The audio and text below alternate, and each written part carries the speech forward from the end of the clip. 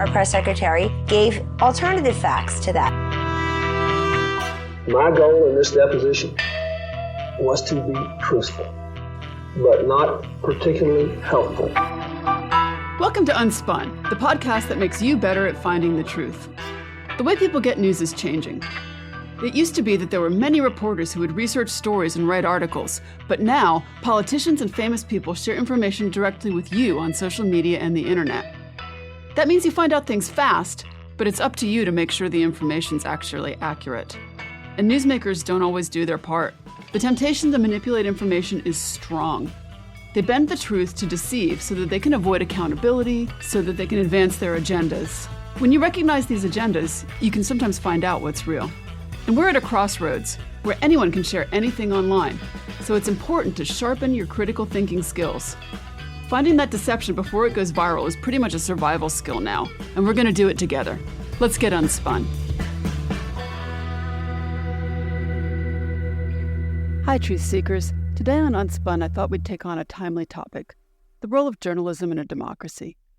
The events of the last week have cast some doubts about whether the media is still up to the task. Or, to put it differently, it feels to me like perhaps disinformation was the real winner of last week's election. We'll have a chance to spot a logic issue from a newsmaker and then we'll get into it. Sound good?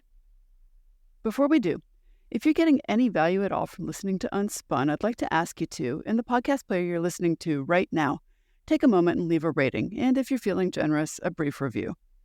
I'm more determined than ever to shed light on the media and on newsmakers who are being deceptive, and your ratings help make this podcast discoverable and help me to book better guests. Please and thank you. And now, let's get unspun. So here in the U.S., it kind of feels like we're in a long-term post-election hangover. All the excitement and intrigue and horse race of the campaigns gave way last week to joy for some and shock for others, and honestly, maybe just a splitting headache all around as we think about what the next 4 years are going to look like in a very divided country. Here's a little bit of how this division is playing out for this week's warm-up. Have a listen to this clip and see if you can hear the logic issue. I think we've got a mandate from the American people. I was delighted to be with President Trump and the whole team in Palm Beach last night. It was such a great celebration into the wee hours of the morning. People are excited. That is House Speaker Mike Johnson speaking with a Fox News opinion show right after the election, and he uses the term mandate. So a mandate, basically an order. And so Johnson is one of the most powerful people in the U.S. government, and he's making an overgeneralization error. So it is true that his party won a majority of the votes, and in our U.S.-style winner-takes-all elections, it will have quite a bit of power. However, that majority was a really tiny one, less than 1%. And so can you say you have a mandate from, as he said, the American people with that much of a majority? I'm pretty sure you should include something closer to 100% than 51 if you want to call it a mandate. All right, on to the topic of the day. What is the purpose of journalism in a democracy? One of the nicknames for journalism is the fourth estate. So why is this? You can think of an estate as a group of people with power or roles in society. And so back in Europe in the past, especially in France, society was split into three main groups. The church leaders were the first estate, the wealthy noble people were the second, and everybody else, regular Joes, were the third estate.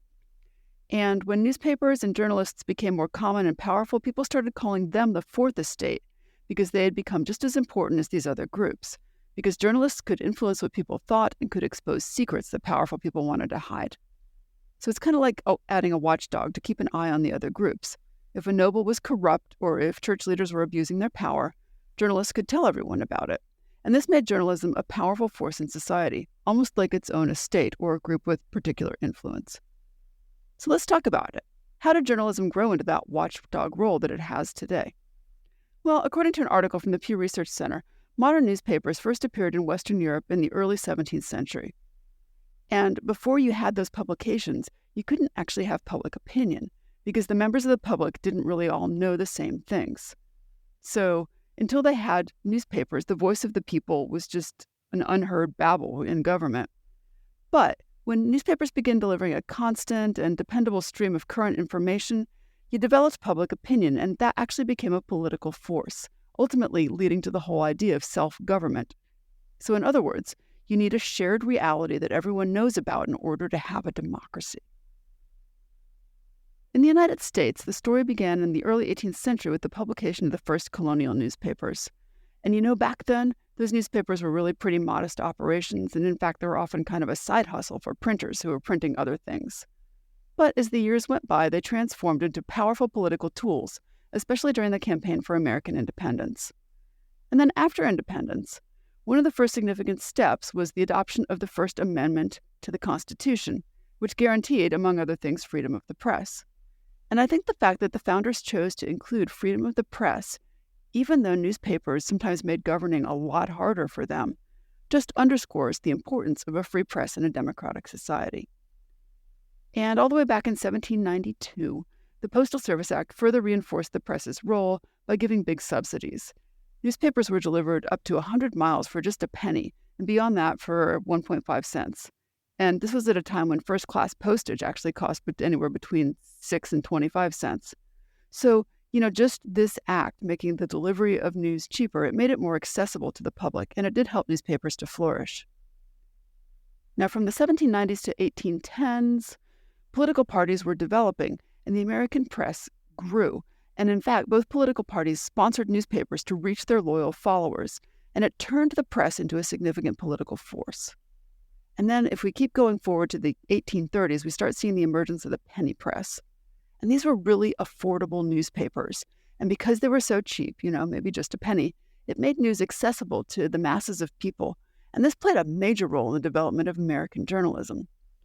And then you saw technological advances like the telegraph and better printing presses in the 1840s, and the nation experienced rapid economic and demographic growth, and the press grew with them. By 1900, major newspapers had become both powerhouses of advocacy but also profitable. And they were sort of sensational at times, but they also had serious and objective news gathering.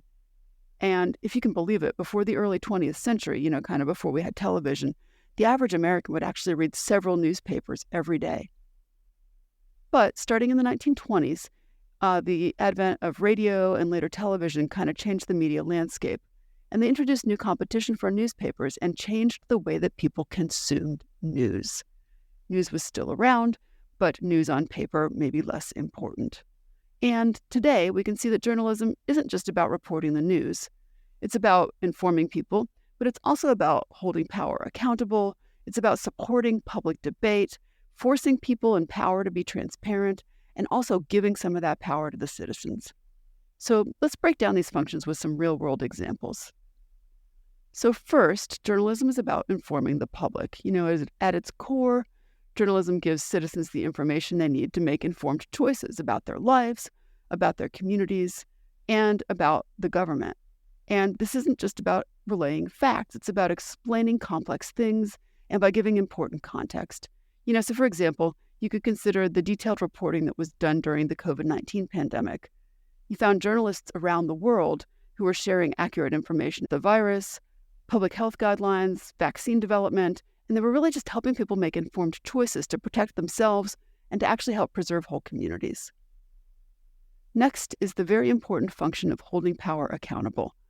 A free and independent press acts as a watchdog, so it checks out the actions of people in power and it shares what they're doing so that citizens can help keep them responsible. And investigative journalism plays a really crucial role here. So for example, you can take the New York Times' expose on illegal wiretapping by the U.S. government. In 2005, a couple of reporters uncovered that the Bush administration had a secret program to eavesdrop on American citizens without court-approved warrants. And when this reporting came out, the public was outraged, and this outrage led to some pretty significant legal and policy changes. The press does have the power to kind of check or to control government overreach. Then, journalism also helps facilitate public debate. That's another essential function. So journalists can make a platform for diverse voices and perspectives, and journalism also gets people talking about important issues, what we might call the agenda-setting function. You can think about the coverage of climate change. News outlets have brought out the views of scientists, of activists, of policymakers, and even of ordinary citizens to discuss what's really a global challenge. And because you can listen to this broad range of viewpoints, it helps you in the public to engage with the topic and to form your own opinions. Journalism also promotes transparency, and this is critical. It sheds light on government activities, on policies, and also just how decisions get made. And this can involve access to information laws, open records requests, just showing up and reporting on government proceedings. As I tell my students, how many times have you gone and sat through a city council meeting? But you know that a journalist does, so you do know what goes on. So for example, the Washington Post journalists played a really pivotal role in bringing to light the details of the Watergate scandal, which ultimately led to a president resigning. And then journalism empowers citizens. It gives them what they need to know in order to participate effectively in their democracy. This is information about elections, about candidates, about policy issues. During those election seasons, news outlets explain candidate platforms. Journalists moderate debates. They highlight key issues, and all of this can help people make informed choices at the ballot box. So when the press reports on what civic organizations and community groups are doing, it highlights local efforts to drive change, and this can even encourage more people to participate. Now, it's clear that for journalism to do all these things, journalists have to be able to act without worrying about government control, about politicians kind of getting in their way, and ideally without worrying about economic pressures that maybe hurt their ability to report truthfully and accurately. So a media landscape that's diverse, that has a whole bunch of different outlets that represent different perspectives, it makes room for that kind of informed public debate. But there are a whole bunch of challenges looming for journalists in the 21st century, including local news declining, fake news increasing, and just the general blurring of lines between news and opinion. So let's take a look at some key trends that are affecting how well journalism can do its job for democracy. Here's what makes journalism hard today. First off, local news is actually just disappearing pretty quickly. You probably read news online, and if you do, you're like most people. Most people do that instead of buying newspapers. And because of that, a lot of local news is shutting down or it's cutting back a lot so that you may get something that looks like a newspaper, but it's mostly ads and opinion pieces. And when this happens, people just don't know as much about what's going on in their town. They don't know what their local government is doing. They don't know what's happening in the schools. They may not even know about upcoming community events. At the same time, regular people are becoming reporters because, these days anyone with a phone can report news and share it online. And this can be good when people show what's really happening. You can get the inside view at something like a protest, for example. But it also can be bad because these people might not check their facts as carefully as trained reporters do. We're also seeing that news and opinions are becoming very hard to tell apart. Much of cable news is news commentary, and it's harder to tell the difference between real news and just what someone thinks about real news. And TV news shows often kind of mix both of them together, and this is confusing to people. It's hard to tell what's actually true and what's just someone's opinion. We also have problems with false stories that look like real news, especially on social media. So for example, during the 2016 election, a bunch of fake stories spread really quickly and fooled a lot of people. And we saw this again in 2020, and we saw it again in the election that just happened. And then consider this. As society has gotten more polarized, appearing to be fair when you cover news has gotten really hard. And good reporters do try to be fair and to tell the facts, and that is even in their code of ethics. But it's not always easy to do it, and it doesn't always look like it. So, when you're covering a really tough topic, like, say, immigration, reporters need to share both the facts and how it affects real people. Often, though, audiences think that things that they don't like or agree with are a reflection of bias. There's also PR and spin. So companies and governments have gotten really good at controlling what information gets out. So for example, during the Iraq War, the government carefully controlled what reporters could see and report. When you are reporting on a company, the company is just going to tell you what they want you to know. And you're starting to see this happen in the government as well. So for example, during the previous Trump administration, they got rid of some reporting that went out to the media, including things like the White House visitor log. And then there's just a matter of cost. So the kind of deep dive reporting is really expensive. There are some reporters who can spend months digging deep into really important stories. So for example, uncovering the Watergate scandal, or more recently when you see powerful people who are doing bad things. This kind of reporting helps keep powerful people honest, but it's also getting harder to do as media are making less money and firing staff. So where do we go from here? I feel like the future of journalism and the future of democracy are kind of intertwined together.